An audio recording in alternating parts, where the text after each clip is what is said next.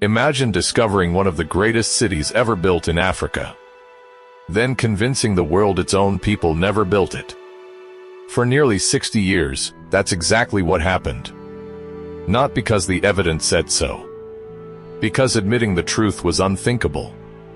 Buried beneath these stone walls was a lie so powerful, it survived archaeologists, governments, entire empires, until the ground itself exposed it. So here's the question that took a century to answer. Who built this?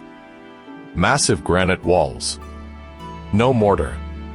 No cement. Just stone, fitted to stone, so precisely that gravity alone has held it standing for 700 years.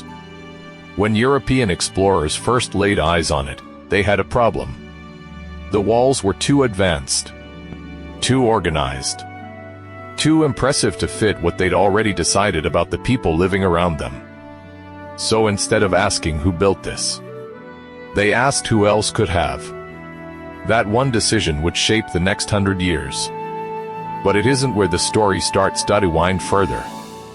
Long before the myths, long before the lie, sometime around the 11th century, a community settled a granite hill above a river valley, in what's now southeastern Zimbabwe. Simple homes, packed clay walls. Nothing remarkable. Not yet. But this land held something rare, granite that split into flat, workable sheets under the pressure of heat and cold. And somewhere in the generations that followed, someone figured out how to build with it. No mortar. No cement. Just precision. That knowledge became an empire. By the 1300s, walls were climbing 11 meters into the sky, 5 meters thick at the base. Below them, an elliptical enclosure took shape, the largest ancient structure ever raised south of the Sahara. And at its heart, builders stacked something stranger still.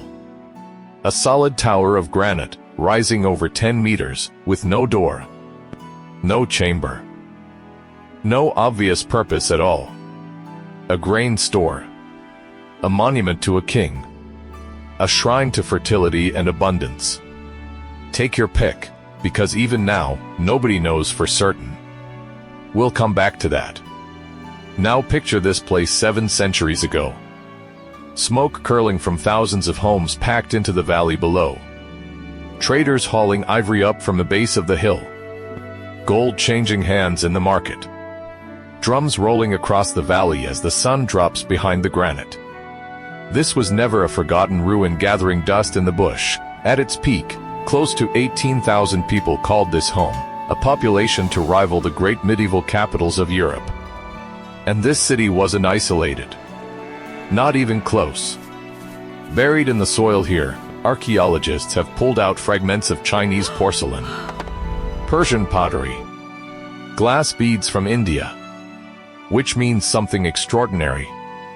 A city in the deep African interior was wired directly into one of the largest trading networks on Earth, gold and ivory flowing east, river by river, ship by ship, all the way to the courts of Ming China. At its height, this single city controlled trade across an estimated 50,000 square kilometers. An empire the size of a small country, run from behind these walls. Then, sometime in the mid-1400s, it began to empty out. We'll get to why. First, you need to see what happened when the outside world finally found this place. Because that's where the real mystery begins. 1871, a German explorer named Karl Mach stands in front of these walls, carrying nothing more dangerous than a notebook and a set of assumptions he has no intention of questioning. He studies the walls. He studies the people living around them. And he makes a choice that will echo for 100 years. He decides they couldn't have built this. So he invents someone who could. He writes home claiming he's found the palace of the Queen of Sheba. That Phoenician sailors, or ancient Israelites, must have carried this architecture into the African interior. There's just one problem, not a shred of evidence for any of it. None. But the story spreads anyway, because it tells European readers exactly what they want to hear. And Mach's story isn't the end. It's only the beginning. Because others follow, hunting for proof of a myth that was never true to begin with. In 1891, an explorer named J. Theodore bent tears through undisturbed ground with almost no method at all, digging for anything that might confirm the Phoenician story.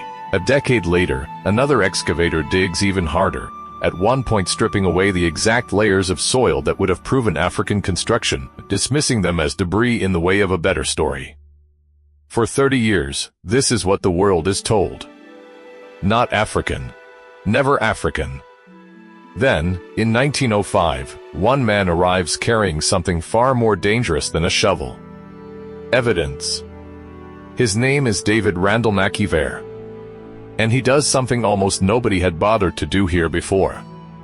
He digs slowly, carefully, recording exactly what comes from where, instead of digging straight for treasure.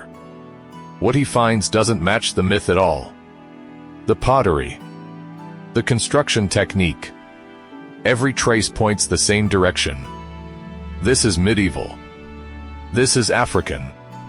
He publishes, expecting the argument to finally be over. It isn't. The response isn't gratitude.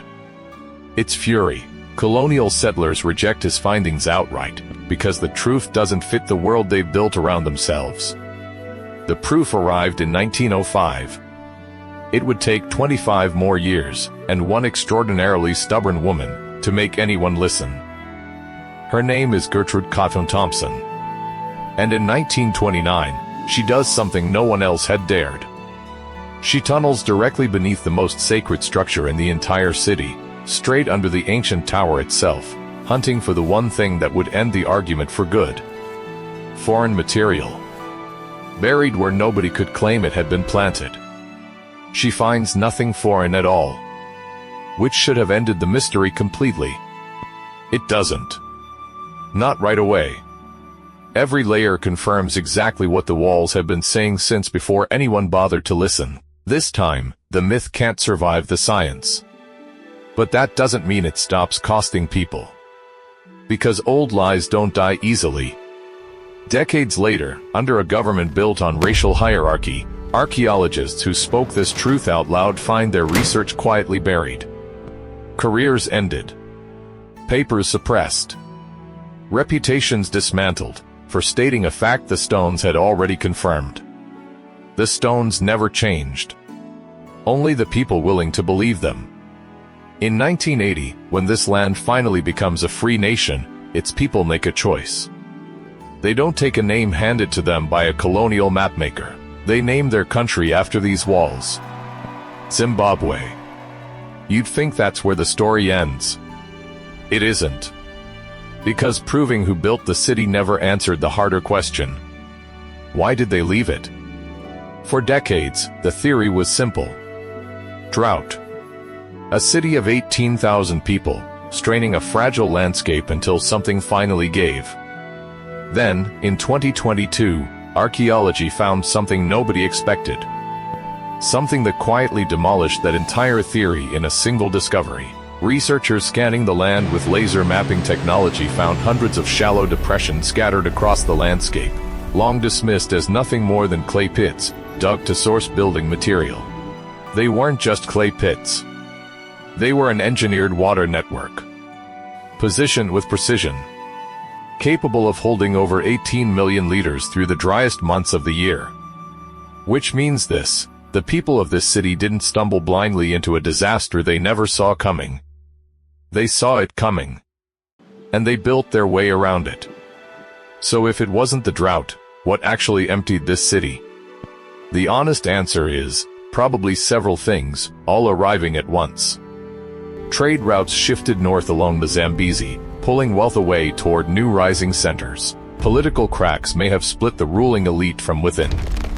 And according to Shona oral tradition, a member of the royal family, a man named Nyatsimba Mutoda, gathered his followers and walked north, founding an entirely new kingdom of his own.